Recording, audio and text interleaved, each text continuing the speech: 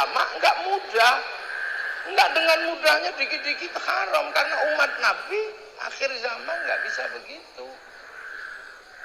Rokok haram, enggak mudah. Bagaimana rokok bisa haram? Hukum dasarnya enggak ada. Karena ad-dukhan itu enggak ada hukumnya. Lah kalau karena itu menjadikan orang sakit, nah kalau jadi orang sakit, melinjo bisa jadi haram karena membuat asam urat. Kambing bisa jadi haram karena membuat darah tinggi. Anggap aja itu halal tapi tidak ma'ruf, tidak thayyib, itu aja. Rokok itu halal tapi enggak thayyib bagi yang sudah mengi. Tapi bagi yang ngantuan wajib, udah gitu aja.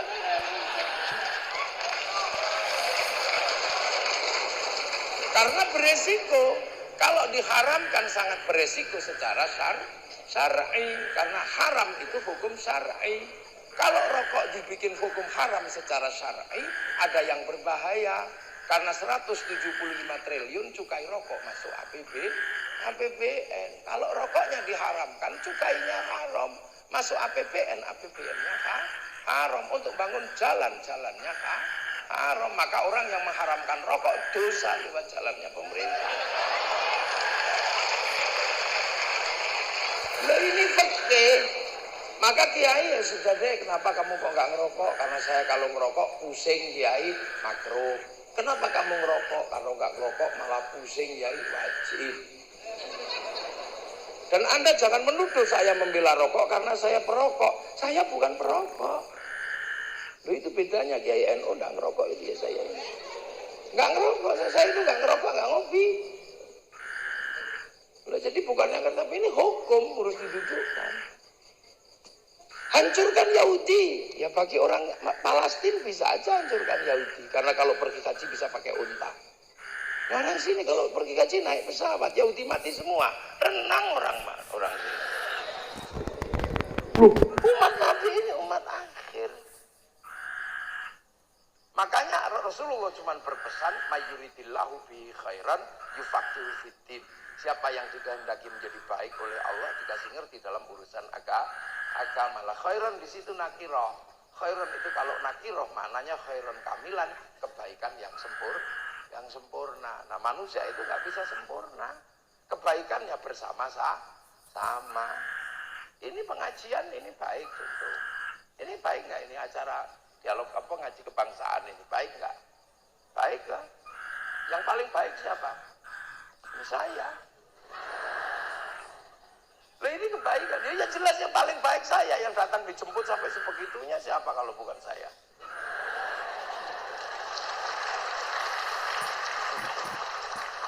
Ya karena ini orang baik, dan di sini yang paling baik ini orangnya. Ya nggak usah protes. Tapi karena kebaikan itu nakirah, bersifat bersama, maka saya nggak boleh mengatakan saya yang paling baik. Karena saya bisa hadir di sini dan nampak baik karena ada Pak Rektor yang bikin acara. Tanpa Pak Rektor bikin acara, saya nggak kelihatan di sini. Nah kalau sudah seperti itu baik mana saya Pak Rektor? Nah ya baik tetap baik saya. Karena kalau saya nggak datang acaranya Pak Rektor jelek.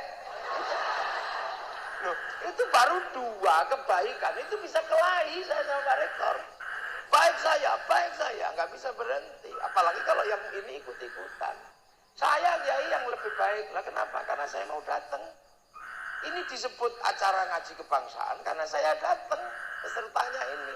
Coba kalau saya nggak datang kata peserta, Pak Kiai bukan pengajian, lah apa? Cek sound.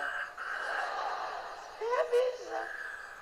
Terus ini menjadi tenang karena ada yang masang kursi. Nah, apakah sampean tahu dulu yang masang kursi itu sholat duhur? Enggak ngerti. Terus makan itu kebaikannya aja Allahumma barik lana. Kenapa bukan barikli? Kenapa mutakallim ma'al ghair bukan mutakallim wahda? Sementara kalau sereten ya sereten sendiri. Ya nggak bisa karena makanan itu banyak orang. Yang nanam padinya siapa? Yang bikin kotak siapa? Yang bikin rice cooker siapa? Yang bikin cowek siapa?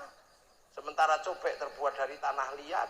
Nah tanah liat itu kalau waktu airnya kurang, kita nggak ngerti, jangan-jangan dikencingi sama tukang cobek. Saruan, jadi sarungan. Makanya orang sarungan kalau takbir enak. Allahu Akbar nyantol, wong ada blebetannya di situ. Nah yang nggak punya sarung biasanya begini, Allahu Akbar karena takut melorot. Ya sama, begitu standarnya ahli sunnah wal jamaah. Jadi amanu wa amilu sholikatnya orang sini ya sesuai dengan ini. Nggak bisa kalau kemudian harus sesuai dengan Rasul. Ini wal jamaahnya beda. Kan gitu. Makan pakai 3 jari ya bisa kalau di sana. Di sini coto 3 jari ya kocar kacir. Loh makanya di zaman Rasulullah Quran juga nggak ditulis karena sahabat hafal Quran. Saya nggak pernah bawa foto istri saya karena saya hafal.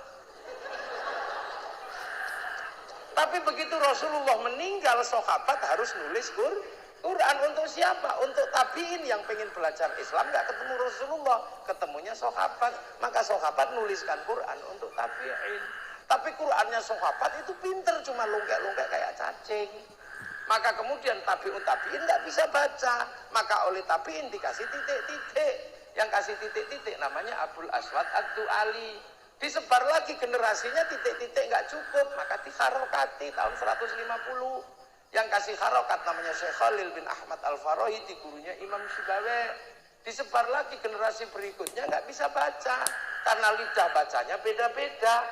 Orang Arab masih bisa, tapi orang Turki mustakim. Orang Padang lakan nui. Orang Jawa alhamdu. Ya hayu ya qayyum yo kayuku yo yumu. Orang Bali sirotol ladzina an'amta alaihim ghairil maghdubi alaihim waladdallin. Orang Bali. Orang Bugis alaihim. Lah ya kan orang alaihim. Makanya santri Tebu Ireng dulu ada di Jombang. Siratal ladzina an'amta alaihim, siratal ladzina an'amta alaihim, siratal ladzina an'amta alaihim, minkum siratal ladzina an'amta alaihim. Loh orang kan sini kan kalau N jadi eng, kalau eng jadi N. Abdurrahman keluarnya berdua mang. Khairuddin keluarnya karding. Kan orang Muhammadun Muhammad dong. Lah ada korek Muhammadun itu Muhammad dong. Lah orang bahasa. Lalu cara-cara gini maka lahirlah ilmu at-tajwid fi qiraatil Quran. Nah, ini Islam berjalan mengenal bangsa. Ya nggak usah heran. Ulama sini kalau ngajak sholat ya nggak buru-buru. Mestinya sholat zuhur jam 12. Ulama sini biasanya kalau ngajak sholat zuhur setengah 2 biasa aja. Allahu Akbar, Allahu Akbar. Masih belum datang karena di sawah. Robbana ya Robbana. Itu. Terus kalau takbir ya Allahu Akbar. Enggak ada Allahu Akbar. Ya enggak lah, orang sini matanya gini. Ada krotek-krotek ya Allah kehujanan. Ada ting-ting-ting enggak Makanya ulama sini kalau takbir Allahu Akbar, Bismillahirrahmanirrahim, sampai isma rabbikal a'la, alladzi khalaqa fasawwa, alladzi qaddara fahada. Lama ini. Nah, maka kiai sini kalau sholat cepat. Bismillahirrahmanirrahim, alhamdulillahirabbil alamin, arrahmanirrahim, maliki yaumiddin, iyyaka na'budu wa iyyaka nasta'in. اهدنا الصراط المستقيم صراط الذين أنعمت عليهم غير المغضوب عليهم ولا الضالين آمين بسم الله الرحمن الرحيم ياسين الله أكبر.